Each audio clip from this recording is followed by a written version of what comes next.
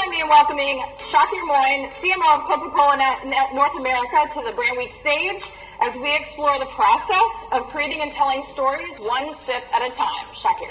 Thank you. Thank you. So good to have you here. Okay, so like I said, that it was like an incredibly awesome way to start the morning. Just like an incredible example of the creativity and the storytelling that you're doing at Coca-Cola. We're going to dive into that, around the specifics of it, the strategy associated with it, and really how you're leading that charge. But before we get into that, I would love for you to just share with everybody here a little bit about yourself, because I just think, whenever we talk about brand strategy or marketing strategy, at the end of the day, it's all about the people who are behind those brands, right? And we at Adweek make it a point to unpack the stories, because just as every brand has a story, every marketing leader has a story. And I think that's so pivotal to the work that you're doing and the success that you're working to drive as a business leader within your organization. So tell us a little bit about you. So I've been lucky with the Coca-Cola company to go through the journey that I've been. I'm originally from Pakistan, and with the company for now 27 years, so 3 decades, which feels like a very, very long time and has been a long time. This is my 11th country living and working for Coke. So when I originally started, I joined with the Gillette company before it was acquired by P&G. 2 years later, I joined Coke in Pakistan. About a year later, my first international assignment was Sri Lanka. From Sri Lanka, I moved to Malaysia, from Malaysia to Singapore, Hong Kong, Philippines, Thailand, China, US, UK, and then back to the US. Oh my goodness. So if you don't like me, that's okay. In 2.5 years, I'll be gone. And different roles in marketing, general management, operations. I moved to the US in 2017. At a time when the company had formed a global growth function. So I was running something called the Global Growth Operations, which was supporting marketing strategy, global innovation, global capability building of marketers. Around that time, there was a project that I was lucky to be part of, which is the acquisition of the Costa Coffee Company, which is a business that we bought in 2019. After the acquisition, the company asked me to serve on international expansion, so leading the growth of that business outside of Europe. I ended up doing that for about 4 years. My last role was the global CEO of Costa Coffee, and then for the last 9 months in this fascinating role. So you really have joined Coca-Cola at quite an inflection point for the company. Talk a little bit about that. Talk about the change and transformation that you're going through.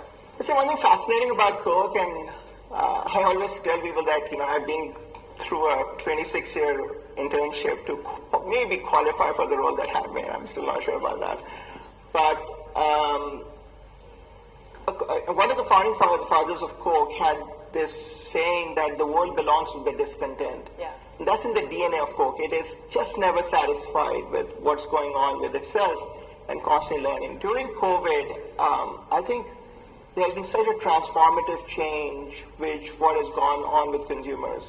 When you looked at the data, what has happened with humanity over 15 years in adoption of technology got compressed in 18 months. Yeah. Now, I don't think our minds have grown by 5x, but consumers have, and therefore it needs a transformation. So we are undergoing one of the most profound marketing transformations that at least I've seen in my 3 decades with Coca-Cola right now. So talk about that. What is it? So the 4 key platforms that we are working on transformation: our portfolio, our innovation, our marketing, how we're looking at marketing efficiency and effectiveness, and something what we call marketing operating system. So creativity, for example, or the idea of storytelling falls into that. And the 3 main drivers for those platforms. The first one is we're fundamentally shifting from this notion of preference to behavior. Which is a shift for Coca-Cola. Which is a shift for Coca-Cola. And not saying that preference is not important or equity is not important, but behavior is the holy grail. It brings you closest to the business. Yeah. And how can marketing drive attribution of all its actions towards behavior? So number one, and all the metrics have changed as a result of that. We're not obsessive about looking at weekly consumption for consumers and why and all of that goes through that. Second is digitally enabled experiences. Not content and stories only, but digitally enabled experiences. So a great example is just therefore yesterday we launched our first AI-inspired product. It's called Coca-Cola Y3000. So the product composition is inspired from AI versus inspired from consumers or humans, as we call them, or inspired within our own labs. And third is how we're working internally and with our partners. And I think one of the most telling examples is the work that we're doing with our partner WPP on organizing ourselves to be more closer to that behavior-oriented way of working on marketing. And getting the whole team, the whole organization. The whole organization. So we have a construct called network marketing, where we are ensuring that all the marketers worldwide are connected to each other. Yeah. So we can have faster sharing of learnings, but also tackle some of the biggest challenges together versus everyone doing it 207 times. What's your timeline for that? At what timeline, milestones do you want to reach, and by what time specific to this transformation? So in each one of these pillars, there are sub-initiatives that we identified. Right? Some of them are more progressive in terms of how they are going ahead. Some are going to be, have multi-generation lens to this. And what we are also sort of discontent with is, once we have set the direction for ourselves, we also know that things are going to change. And we need to change the variables through that. So the milestones, we measure it every single month, our progress on what is happening on transformation through very clear metrics, both for the short term and the midterm. It's interesting because I think to your point about everything transforming so dramatically, so quickly, you're trying to, as a marketing leader, you're trying to create structure and you're trying to create a path, right? And yet, with all the changes that come in, it's almost an impossible task. Because you're never going to get to that, you're never going to actually scale that mountain. You're never actually going to get to that endpoint because it's going to, along the way, to your point, everything's going to keep changing. So, how as a marketing leader do you navigate that? And how do you keep the team along for the ride, even as all those changes continue to affect your brand, your business? I think one fundamental shift that we are sort of going through is sort of moving away from the notion of destination-based outcomes. Yeah. Because that assumes that the path towards whatever you're going towards is fixed, and there's probably linearity based on this. What we are learning is it's not linear at all. It hasn't ever been in history. I think it's not only COVID, but it's never been there. Yeah. So hence, I think there's a certain level of education that our marketers and our system needs, that there's going to be constant change. Right. Now that is a little bit unnerving because people want stability. But it cannot be. We're no longer in a world where you can work with fixed number of variables. You have to be constantly be conscious and comfortable with rapid change. Not only change, but rapid change that is happening. Yeah, that's hard when you have super hard CEO to report to Yes. shareholders. It's just telling that narrative and getting that understanding and that buy-in, that support for that dynamic. Let's talk a little bit about, obviously we're at Brand Week, so the power of brands and creativity. As an arrow in the quiver, right? Creativity has to be a core component of overall marketing strategy and growth driving strategy. Let's refer to what you showed us earlier. Talk a little bit about that piece, what we saw and what that's a manifestation of, an example of for you. So it starts with our point of view on brands. And there's a quote that I steal from Winston Churchill. He said this about a country, which was, this country is an enigma wrapped in a mystery. It's a riddle wrapped in a mystery inside an enigma. And my steal on that is, a brand is a promise wrapped in an experience inside a memory. Brand is a promise, experience, and a memory. And at least in our world, the way we look at it is a product also delivers a promise and an experience. But the differential between a product and a brand is a memory. And memory comes out of stories. Not comes out of experiences, but comes out of stories. And the amount of work that we do on stories, just to understand what a story is, to be true to the idea of storytelling, and hence I would refer to this piece of content as well. A story is narrative imagined. A narrative is like this. Today there will be billions of narratives in the world, but they're not stories. The differential of story versus a narrative is the element of imagination, which is where creativity comes in. So the piece of content that I selected on this, I think comes closest to what we're trying to do. Our belief on marketing is a fusion of art and algorithm. Art, we all know, I think this is the best place to talk about art, But algorithm is equally important. Algorithm is a construct, a set of processes with which you can think around things, and brings repeatability to the business. It brings certain level of craft towards art, certain level of discipline towards art. So in this piece of creative that you saw, there were 11 artists whose work we used with permission and with partnership. The oldest work is 1665, which is Vinay's Girl with the Pearl Earring. The most recent work is 2022, which is Ackett's Divine Idol. And interestingly, if you look at that again, the first art that comes to life is Ackett 2022, and the last one is The Girl with the Pearl Earring, which is 1665. Yeah. Now, that's storytelling. That's narrative changing towards the story. Yeah. But the element of craft and the obsession for craft is critical, because 5 years back, we could not do this with the precision that we were able to do, the timing and the cost. Because each artist has a different lens of colors, brush stroke, style. What AI was able to do was to help us being true to the genre of the artist.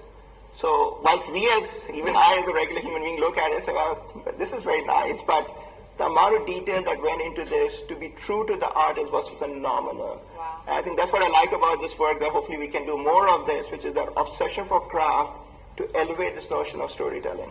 So you're talking about AI, you're talking about technology, and yet you don't like to refer to your customers as consumers. They're humans, right? So, and semantics matter. Obviously, there's so much power in words, and words we use both within our organizations, but obviously what we use externally as well. Talk a little bit about that. I mean, it feels like that could arguably be two completely opposing, focal points, but for you, it all melts together. And being very honest, I'm still trying to find a better word, because the notion is this, that I think the challenge with the notion of a consumer is an assumption that somebody is already engaged with your brand. Mm-hmm. And in most cases, that's not true. We have a brand which is 137 years old, which is Coca-Cola, and we have new brands like Smartwater or Topo Chico. And these brands are, they have different levels of basis of consumption. So the notion of consumer sort of always takes us to predictability. The notion of human helps us understand what is the issue we're trying to solve, what's the value that we're trying to bring in, what are the social cues, cultural cues for that particular individual, what is their lives, number one. Number two is humanity is not the same. Consumer, we end up bucketing them as one profile, which is the brief, right? Here's my target consumer, which is super myopic at a moment, not at this point in time, but I look at US, 330 million people, but there are multiple geographic, generational cohorts which operate very differently. And having that depth of understanding to figure out who those cohorts are, why, and what's the value that the brands can offer, I think unleashes a whole set of opportunities. So, I think everybody's seeing the consistency in the inconsistency that you all, are living with at Coca-Cola, and that you are leading against a backdrop of your global experience, obviously, which, you shared with us at the outset. That has to inform how you're thinking about this. And so, how do you basically take that understanding, especially since you've lived in so many different markets, that there is no one consumer, and that yet develop product that is going to scale, right? Arguably, that is going to be impactful and accessed by masses of folks. So how do you think about that, knowing so much the differences, but knowing what your job is? I think goes back to the first question that you asked around the discontentment about learning. And our belief as a company is that there's more to learn outside than within on any given day. There's simply more humanity outside than within the company. A simple game of maths. But when you look outside, you see pockets of excellence where work happens or solutions happen that could be replicable or usable in the market when we are where we're in my case here in the US. So I'll give you a few examples. Right now, inflation is a challenge or has been a challenge. We're seeing, again, in different pockets, our humans reacting differently against those challenges. There are a number of markets in Coca-Cola that I've been part of, and now I learn from consistently, who have done this well. I used to work in Philippines. I lived in Philippines for some time, where part of a challenge on any given day is around the notion of affordability and how to bring value to our users in a way that is relevant. So taking that experience and bringing it into the US just happens to be much more faster. It's not that I'm smart. I just lived through that. That was the only experience I had. China is way ahead on digital and how, for example, social commerce. It is, I still think it's probably a generation ahead on social commerce in most parts of the world. But when you look at the dynamics of social commerce, you say, well, why wouldn't other people benefit from that idea? And can that be accelerated and experimented, at least at the minimum? Maybe it fails, and that's okay. That's part of the risk management that we do on any given day, but doing it faster, learning from it, and evolving our thinking there's no excuse for not doing that. Yeah. How do you think about, and I just want to flag for everyone, obviously we'll have a little bit of time at the end for questions, so I encourage you to get those ready to ask Shakir. Honestly, you referenced AI and the use of it in storytelling. New technology, every day we see something, in this industry, something new is coming out. How do you personally navigate through that and make sure that, you're not just chasing shiny new objects and you're actually doing that vetting? And by the way, I want to ask this question against the backdrop of, as you said, you being a lifelong learner, a continual learner. And I find that so appealing as a leader because, and honestly, what's ironic is everybody in this room is learning from you in this moment, and yet you're constantly in a state of learning and assessing. But specific to new technologies, how as a marketer do you regard what pops up and what you feel like we need to actually harness that and use it? There's a word that you use that I obsess about, obviously the shiny new object, which is the danger that a lot of time marketers fall into. So what we are training our marketers for is T-shaped capability. You need to be very wide in learning from outside in. And when I mean by very wide, it just may not be other brands. It's social sciences, it's culture, it's humanity at large, and what are the nuggets that we bring inside the organization. But at the same time, go super deep in your own discipline and learn very hard at that. As part of the IDIF algorithm, we are pushing hard on the notion of flywheel, which is how do you bring something that is repeatable and obsess about this, make it work hard, versus trying to figure out a new idea just because we got bored with it. And most often we have learned that our consumers or the humans are not bored with it as fast as we as marketers do. Interesting. Real quick questions. Anyone have some? We have some mics going around. We have one over there.